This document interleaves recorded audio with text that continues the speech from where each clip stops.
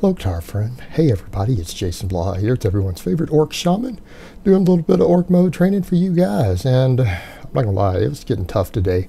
You know, and that's the thing that's got to be factored in here.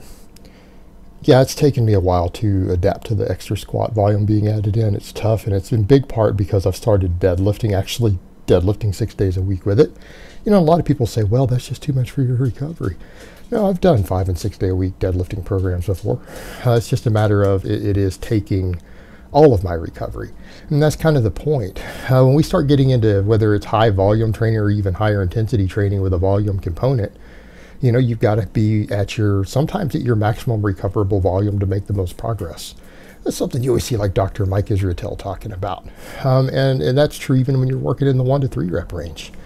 You know, your best possible gains are going to come when you're up very close to your maximum recoverable volume. And that's pretty much where I'm sitting. And you guys need to remember, that's not a static thing. That is something that's dynamic. You can build work capacity. You can build recovery capacity. It takes time. It takes hard work. But, you know, how do you do it? You put in the work, and you put in the rest. And that's what I'm doing. Putting in the work, putting in the rest.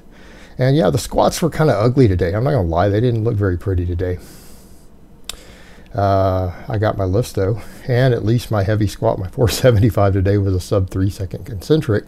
But it wasn't a pretty rep. I had to dig in and push through. You know, and a lot of that again has to do with just some muscle imbalances and some weaknesses that need to be corrected, and I'll correct them over time. And I would say for me, that's fine. My most frustrating thing right now for me is trying to learn how to power clean with good form, which I'm not doing on camera. I'm playing around a little bit, you know, and it kind of sucks because I actually had a weightlifter, you know, with about 2,500 subscribers make a 15-minute video to help me specifically, like he actually critiqued it. Nothing that he said in the video helped me at all. Like, I sat down with an open mind. I watched the entire thing. I watched it with a totally open mind thinking, okay, you know, the guy's a weightlifter. He might be able to help me here. He might be able to help me. I watched the whole thing. And yeah, if I was Klokov, I could do what Klokov does. I'm not. In fact, when I tried to set up in the same position this guy sets up at the bottom of his power clean with 135 on the bar, I accidentally lifted it 6 inches off the floor. I couldn't even get into the position without accidentally deadlifting it up. Like, are you serious? So, you know, it's going to take time. In fact, at some point, I might even have to just hire an Olympic lifting coach to teach me how to power clean correctly. And I might end up doing that, you know. I hate to spend the money to do it, but by that same token, you know, we're dealing with a lift like that for some reason, I just suck at it. Learning it hasn't been easy. I'll keep trying for a while to learn it on my own. But, you know, if I can't get it to an acceptable level, I might have to dish out and hire a coach. And that is what it is, you know, is what it is. I accept that, you know, just like I coach a lot of you guys. Sometimes even the coach needs a coach. But yeah, I mean, even my back off work was tough on my high bar squats today. And you notice, guys, I'm really struggling to keep those elbows down. It's really been hard for me today. It's been hard for me this week. And, you know, getting that thoracic rounding going. And, you know, a lot of it's fatigue. It's just fatigue because of the way I'm training. You know, I'm squatting and deadlifting relatively heavy 6 days a week. So, you know, you just got to deal with the fatigue and you got to keep pushing through as long as I don't see signs of injuries. Now, I did something different today with my bench and triceps because I am noticing a little bit of tweak.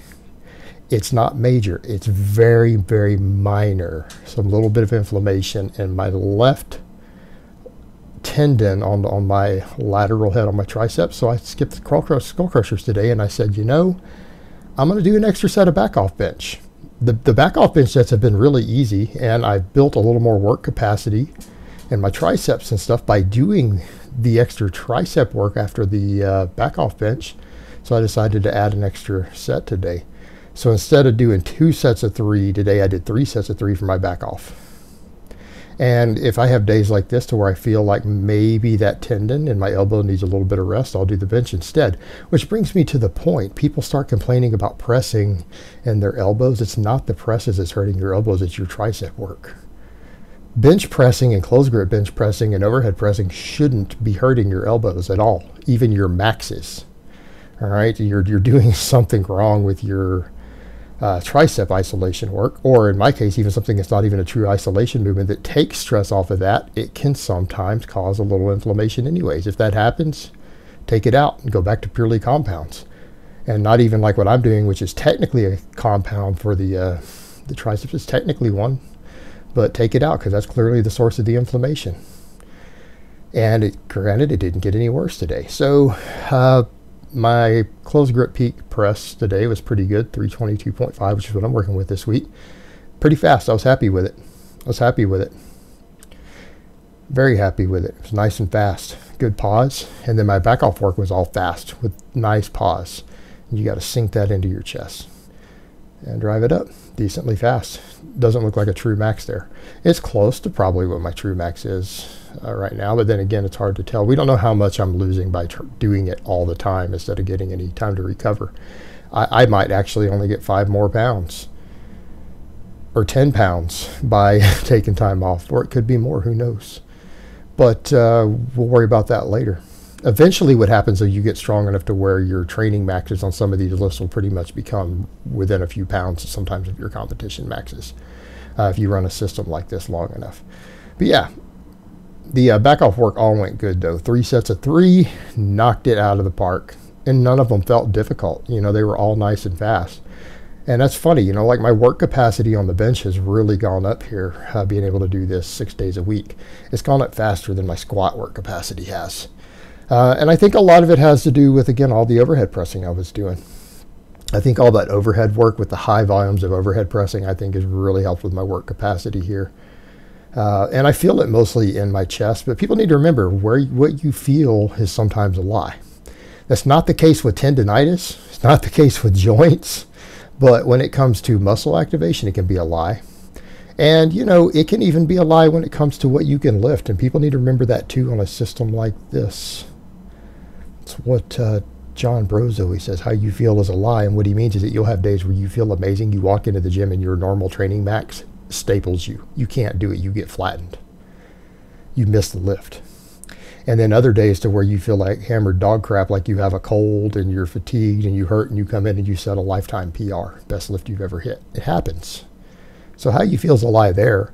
Where you feel a muscle working is a lie. We've covered that a lot in the past. There's other factors there, particularly on compound movements. But, you know, tendons generally aren't a lie. When you feel fatigue in a tendon, you need to change something. There's something wrong. Deadlifts were a little tough today. Even though I didn't go all out heavy, they felt a little tough even with my strap sets. And I need to point out here, yesterday I set that hook grip PR, right? And I'm like, oh, no problem. Till I soaked my hands and washed them and saw my thumb. I shredded the skin on my right thumb pretty good. So I had to wrap it really good, put Neosporin on it, wrapped it up to sleep. I'll do it again tonight. I am hoping I'll be able to hook grip tomorrow. But if my skin isn't healed enough to hook grip, then I'll strap 2 days in a row. But I'm hoping that if I take care of it, it will be just good enough that I can pull off a hook grip tomorrow, and then we'll repeat this whole process if I shred the skin again. It is what it is. So yeah, I didn't hook grip those first 2. I just did double overhand. And for the record, that 375 double overhand, people are going to laugh. That's a lifetime PR. People are like, what? Yeah, that's the most I've ever tried to double overhand in my entire life. And it's not because I'm not strong enough to double overhand. It's that I've never actually tried. I've been using mixed grip since I first started deadlifting. I'm one of those guys who never did double overhand grip ever, even though I tell people to do that. Or I say, you know, now I say learn the hook grip from day one. I never bothered. I was just taught by the powerlifters, oh, just do mixed grip, it's fine. Since the first day I ever deadlifted. So I don't think I've ever tried to do more than 315 on a double overhand in my life, and that was on barbell rows. It wasn't on a deadlift. I don't think I've ever done a double overhand. I've never tried one before with more than 135 on a deadlift in, 20 years. Is what it is. But yeah, the 535 felt a little tough today. It wasn't pretty. It wasn't like a grinder here, but it just didn't explode off the floor. You know, like I expect 535 to just explode off the floor, like plop, like a warm up, but it didn't. And then I did some cheat curls. I only do in one set of cheat curls. Yes, I do more than one. just so you guys can see what I'm doing, get enough training footage. We don't need 3 minutes of me cheat curling in here. You guys get the idea. Besides, you know, you're going to look like an orc, you've got to have decent sized arms. You can get bigger, fuller arms with compound movements. This is a compound movement when you're doing a curl. It's a compound movement, because notice there's movement inside the shoulder joint also, and that's fine. This is how you get bigger and thicker. Good stuff there. And yeah, I have to go light after deadlifting because I'm weak after that. All right, guys, but that's really all I have to say on that today. I hope it's been informative, and I will talk to you guys next time.